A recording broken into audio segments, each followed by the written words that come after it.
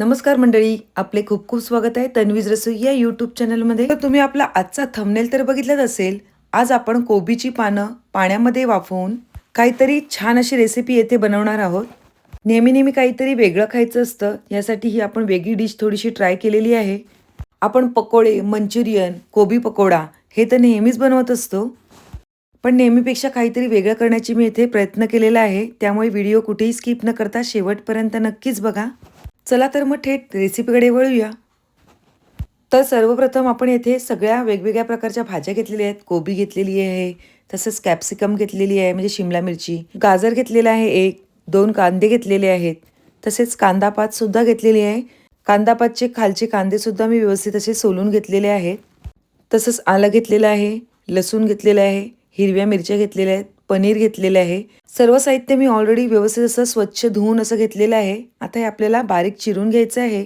जसे आपण चायनीजसाठी बारीक बारीक भाज्या कापतो त्याप्रमाणे आपल्याला येथे सर्व भाज्या कापून घ्यायच्या आहेत.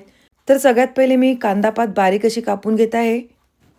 कांदापात बारीक अशी कापून झाल्यानंतर ती आपण एका प्लेटमध्ये काढून घेणार आहोत. तसेच कांदापातच्या जो खालचा कांद्याचा भाग आहे तो सुद्धा आपण येथे बारीक असा कापून घेणार आहोत. तो सुद्धा आपण बारीक कापून घेऊया आणि कापून झाल्यानंतर तो सुद्धा एका प्लेटमध्ये बाजूला काढून घेऊया. त्याचप्रमाणे आपण कांदासुद्धा बारीक कापून घेऊया. कांदा बारीक चौकोनी असा कापून झाल्यानंतर तो एका प्लेटमध्ये काढून घेऊया.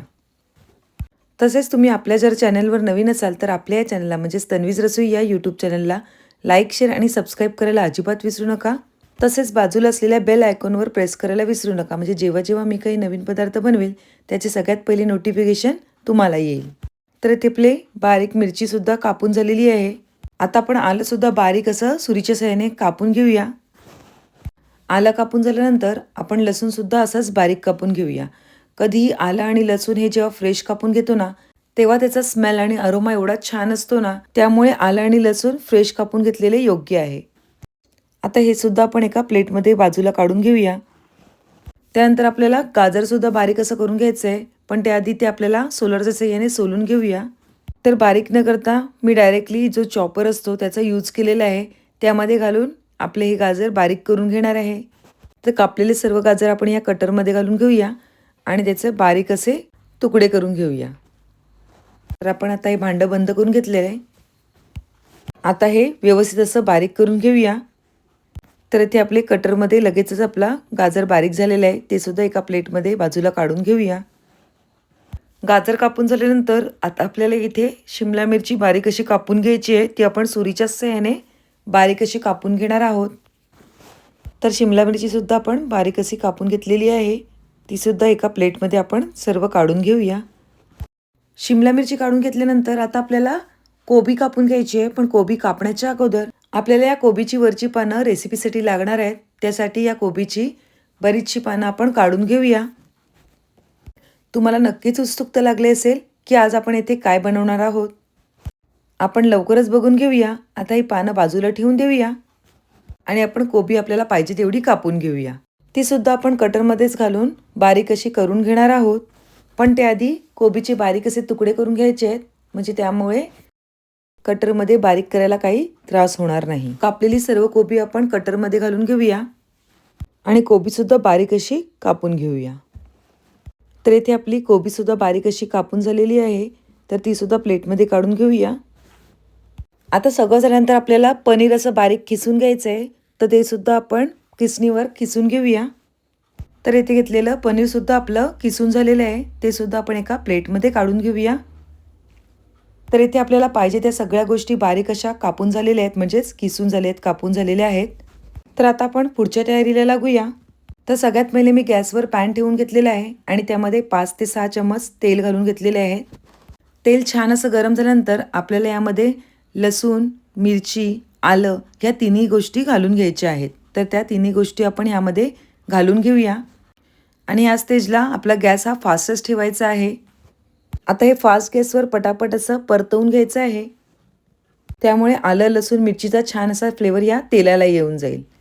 आता यामध्ये आपण बारीक चिरलेला कांदा घालून घेऊया आणि त्याचप्रमाणे कांदापातच्या ज्या खाली कांदे असतात ते सुद्धा यामध्ये घालून घेऊया आणि पुन्हा सर्व हाय फ्लेमवर हे सगळ्या गोष्टी परतवून घेऊया.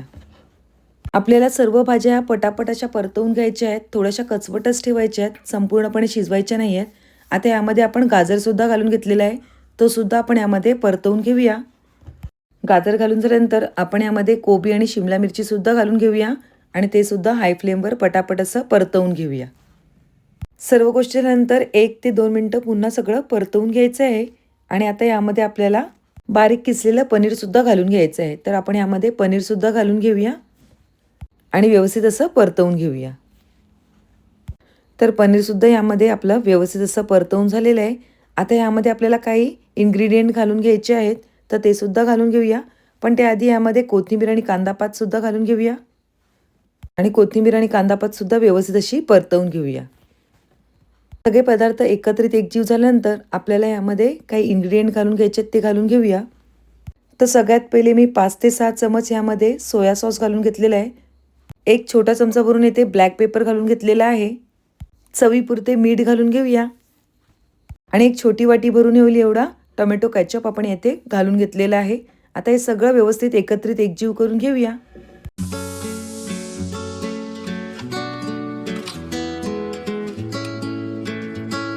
सर्व मिश्रण आपलं व्यवस्थित असं परफेक्ट तयार झालेलं आहे. आता पुढच्या तयारीकडे वळूया.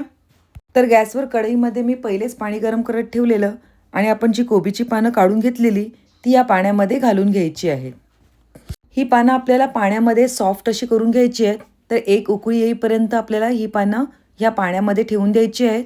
तसेच आपल्याला ही पानं पलटत राहायचं आहेत, म्हणजे ती पानं सगळ्या बाजूने सॉफ्ट अशी होतील, म्हणजेच नरम पडतील.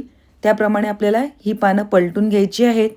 तर आतापर्यंत मी तुम्हाला या डिशचं नाव नव्हतं सांगितलेलं. तर आता आपण येथे कॅबेज मोमोज बनवणार आहोत. आपण नेहमीच मैद्याच्या पिठाचे, गव्हाच्या पिठाचे मोमोज बनवत असतो, पण आज आपण कॅबेज मोमोज बनवणार आहोत. म्हणजे हे कॅबेज मोमोज ह्या कॅबेजच्या पानामध्येच आपण हे बॅटर बाइंड करणार आहोत आणि हे मोमोज तयार करणार आहोत. आहे ना काहीतरी वेगळी डिश. चला तर बोलता बोलता इथे आपले सर्व पानं स्टीम करून झालेली आहेत. आता आपल्याला एक काम करायचं आहे. आता आपण स्टीम करून घेतलेला जो मधला पार्ट आहे तो आपल्याला काढून घ्यायचा आहे. त्यामुळे आपली बाइंडिंग व्यवस्थित करता येईल. म्हणून मग हा जो मधला पार्ट आहे जाडसर तो आपल्याला कापून घ्यायचा आहे. अशा प्रकारे आपण सर्व पानांचा हा जो मधला जाडसर भाग आहे तो सुरीच्या सहाय्याने कापून घेऊया.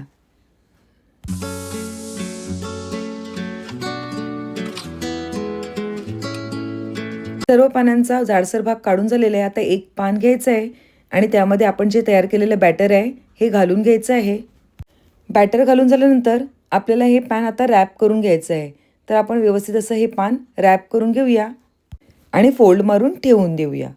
तर येथे आपला पहिला कॅबेज मोमोज तयार झालेला आहे. अशाच प्रकारे आपण आपले बाकीचे सर्व कॅबेज मोमोज तयार करून घेणार आहोत. किती सोपी आणि मस्त रेसिपी आहे ना, आणि काहीतरी डिफरंट आहे. आपण ज्याप्रमाणे व्हेज मोमोजला बॅटर तयार करतो तसंच बॅटर आपल्याला येथे तयार करायचं आहे आणि फक्त पिठामध्ये न घालता आपल्याला हे कॅबेजच्या पानामध्ये म्हणजेच कोबीच्या पानामध्ये घालून घ्यायचं आहे. तर अशा प्रकारे बोलता बोलता आपले सर्व कॅबेज मोमोज येथे तयार झालेले आहेत. आता हे तयार झालेले सर्व कॅबेज मोमोज आपल्याला हे फ्राय पॅनवर थोड्याशा तेलामध्ये परतवून घ्यायचे आहेत. त्यासाठी आपण पॅनमध्ये थोडं तेल घालून घेऊया. पॅनमधील तेल गरम झाल्यानंतर आपल्याला यामध्ये आपण जे तयार करून घेतलेले कॅबेज मोमोज आहेत ते यामध्ये घालून घ्यायचे आहेत. तर सर्व कॅबेज मोमोज आपण यामध्ये घालून घेऊया. वाव, दिसायला सुद्धा खूप छान दिसत आहेत. आता हे कॅबेज मोमोज आपल्याला पलटी करून घ्यायचे आहेत. तर हे कॅबेज मोमोज आपण पलटी करून घेऊया. तर येथे आपले कॅबेज मोमोज एकदा पलटी मारून झालेत. असेच आपल्याला 2 ते 3 वेळा हे कॅबेज मोमोज पलटी करून घ्यायचे आहेत आणि सर्व बाजूने व्यवस्थित असे शिजवून घ्यायचे आहेत. ऑलरेडी त्याच्या आतलं सर्व बॅटर तर आपण शिजवून घेतलेलंच आणि कॅबेजची पानंसुद्धा आपण थोडीशी वाफवून घेतलेली. तर ते ऑलरेडी सगळं शिजलेलंच आहेत, पण मस्तपैकी त्याला आता आपण फ्रायसुद्धा केलेले आहेत आणि इथे आपले छान असे मोमोज तयार झालेले आहेत. चला तर आपण आपली डिश सर्व करून घेऊया. वाव, दिसायलाच खूप छान दिसत आहेत. तर तुम्हाला माझी आजची ही रेसिपी कशी वाटली नक्कीच कमेंटवर कळवा. रेसिपी आवडली असेल तर पटकन एक लाईक करा. तसेच तुमच्या फ्रेंड्स आणि रिलेटिव्हसोबत आपली ही लिंक शेअर करा. आणि आपल्या या चॅनलला म्हणजेच तन्वीज रसोई या यूट्यूब चॅनलला लाईक, शेअर आणि सबस्क्राईब करायला अजिबात विसरू नका. पुन्हा एक नवीन रेसिपी घेऊन येऊया. तोपर्यंत बाय बाय. थँक्यू.